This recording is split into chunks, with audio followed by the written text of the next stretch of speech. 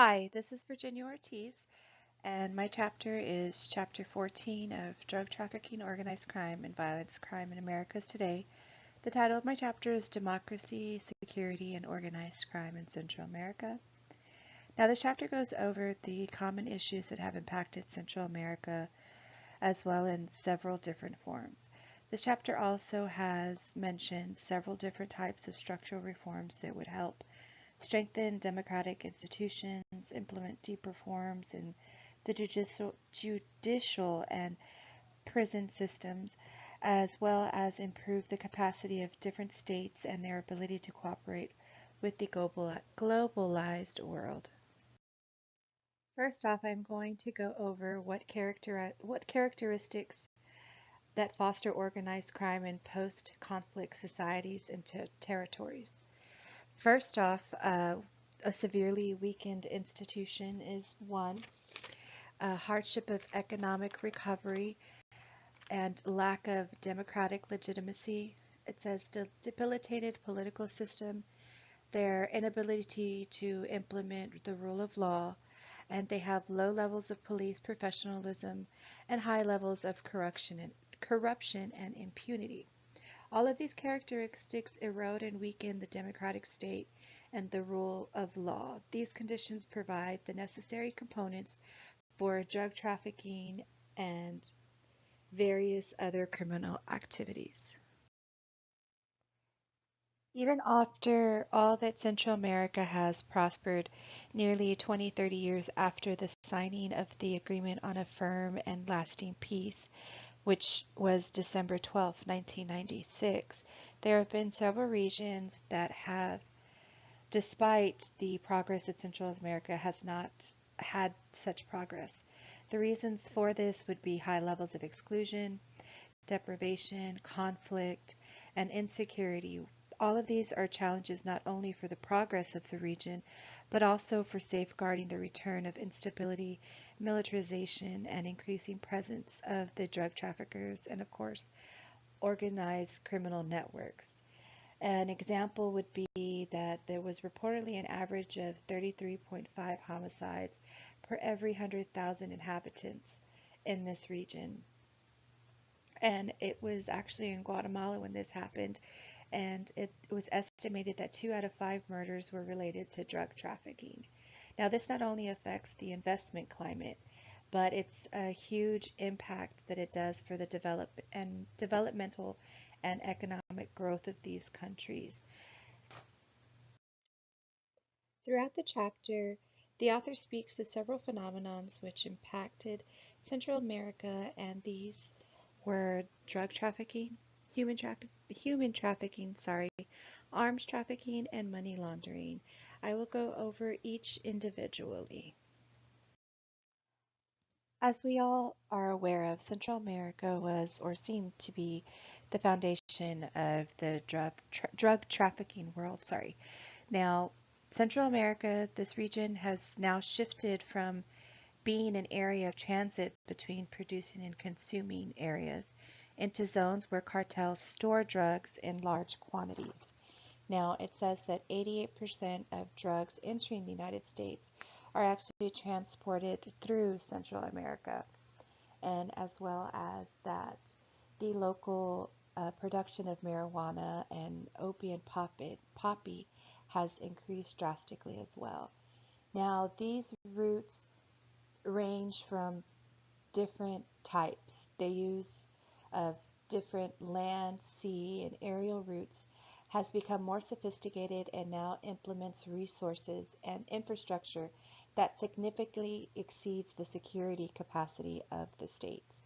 Now, these zones would be considered zones that lack the presence of a state, and the illegal actors determine the rules, being that the drug lords or drug traffickers are the ones who pretty much seize over the land, and such activities also reduces entrepreneurial capacity, and it hampers the activity of legitimate businesses, and it also discourages foreign direct investment throughout the region.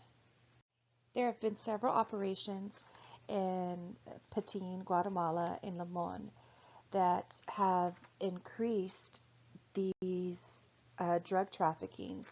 And with all that has gone on within these states, they are considered failed states because of the severe drug trafficking, murders, crime, and all of the issues that this country faces with drug trafficking. Now, despite the multiple efforts to combat drug trafficking in Central America, they have not received the necessary support and resources to effectively defeat it. Now, on August 1st, 2008, the regional summit of the World Drug Problem occurred in Colombia with participants of the presidents of Mexico, El Salvador, Guatemala, Panama, the Dominican Republic, and as well Colombia, and 19 delegations from various Central America and Caribbean countries. Now, during this summit, the presidents and delegates committed to a specific and concrete measure to develop a national drug task force to work in conjunction with the Inter-American Drug Task Force. Now, they also wanted to promote activities to recover and consolidate the fragile ecosystem that has affected the cultivation of illicit crops. As well as this, another initiative, the Merida Initiative, was another policy designed to combat drug trafficking and to promote cooperation and coordination. Now, however, the 65 million U.S. resources that went to Central America were not sufficient. Now, during President Obama's visit to El Salvador, the U.S. government agreed to contribute an additional $200 million to assist Central America to combat drug trafficking in this region. Now, another issue that confronts this region would be human trafficking. Now, Central America has become the origin and destination of trafficked persons for the purpose of sexual activity or forced labor. Now, due to its strategic location, this region serves as a transit point for individuals trying to go from one location illegally from Latin America or even from Europe with the purpose of trying to reach the United States. Now, the number has actually estimated between 2000 and 2005 that the numbers of individuals who illegally crossed Mexico, the U.S.-Mexican border, have now tripled. Now, the reason that these percentages are so high is because of these individuals do not have legal documentation, which makes them vulnerable to the trafficking networks. Now, sexual tourism is a problem that impacts this region in so many different ways. Now, they were saying between 35,000 and 50,000 underage Central Americans are forced to work in prostitution, and 20% are sexually exploited children of the region, which are actually exploited by tourists and foreigners that come specifically to these countries for sexual purposes. Arms trafficking is also another issue that this region suffers from. El Salvador, Guatemala, Honduras, and are among the 13 countries that have the highest level of death by firearms. It's estimated that 1.6 million small arms in Central America, which 500,000 of them are actually registered. Now, according to that, 70% of the population of this region dies as a result of murder by firearm. Now, a comprehensive study was organized by Facilitated Latino American, the Ciencias Sociales. They found 6 means of intervention that must be taken in order for this situation to cease. And they were saying that the creation of an adequate normative framework at both the national and regional levels in which the ratification of international treaties results in the actual implementation of such agreements. They also need to strengthening of the institutional capacity, resulting in better management and system and information and records. They are also suggesting improvement and updating the implementation of commitments related to private security, the formation of national and regional public policies, and addressing the local and regional problems, and finally, coordination of decisions among important actors. Money laundering is a significant problem for all these countries of this region, and it is a big obstacle to eliminate. Now, it is estimated that millions of dollars are pretty much flooding in this region. And in Central America, money laundering is thriving activity. Now, in order to control this activity, it has to be limited due to the region's inability to enforce the rule of law and to prosecute violators of money laundering, as well as corruption and lack of coordination between the countries and the multilateral entities that keep money laundering a very, very high social conflict that they have with their country. An emerging threat that is occurring to Central America is the maras, which are a highly complex and important phenomenon that is occurring. Now, it is estimated that 900 gangs or maras in Central America right now, and that 70,000 are between the ages of 15 and 34. Now, the violence in Guatemala and Honduras and El Salvador should be linked to the maras because they say sadly a majority of these victims or a majority of these gang members will become victims of homicides.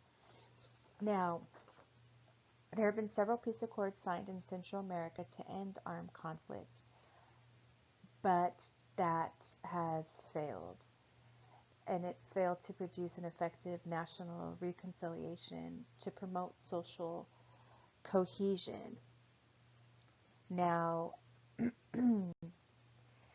it is also said that the Maras have adopted a model of organization, objectiveness, and methods that act similar to that of gangs located on the West Coast in the United States. Now, the reason why the Maras are like a West Coast gang is because the partial product is from deportation. So these individuals were not only in the United States in this general area, they have been deported back to their home country, and in their home country they develop these certain methods. Now, the youth population accounts for 36.6% of total homicides in Latin America. Now, home countries, or I should say, the Central America countries do not possess the economic resources in order to monitor the ones that are being deported back. So this is pretty much a way for these local gangs to thrive. Now in El Salvador, it was saying 200 per every 100,000 homicide rates were young males. Now this is affecting Central America because of course the youth are our future, and in these countries the youth are participating in these gangs and pretty much killing themselves off. My first critical question is going to be what types of structural reforms need to be made in order to help tackle issues in Central America. Now, going over everything we've already gone over, the first one most definitely would have to be the political system. Now, it is necessary to strengthen the democratic institutions in order to obtain a wider citizen participation. And it's also to reinforce the capacity of the political parties and the legislature in order to combat corruption. Now, the next one would be security. It's necessary to implement deep reforms with regards to the judicial and prison systems that would address in a comprehensive manner the issues of violence and insecurity in these different states. Now, the other one would have to be most definitely the international role. Now, the international role is everything as in the entire worldwide. It's necessary to improve the capacity of different states and actors and their ability to cooperate in order to obtain the advantages offered by the globalized world and to create a defense mechanism against this dark side of globalization as well. My second question is, what measures need to be taken in order to regain trust from citizens and to improve civic participation? Now, the first one would most definitely have to be strengthening the democratic institutions. Now, a lot of the citizens do not have trust in the government because of the drug trafficking, because of the human trafficking, the arms trafficking, the corruption, the money that just seems to flood the states, but of course, dirty money, I should say, that pays off certain people. And the next one would be as well to reinforce political parties and reinforce legislature because they are being bought out and citizens do not have a feel for their country if their country is not supporting them in any way, shape, or form.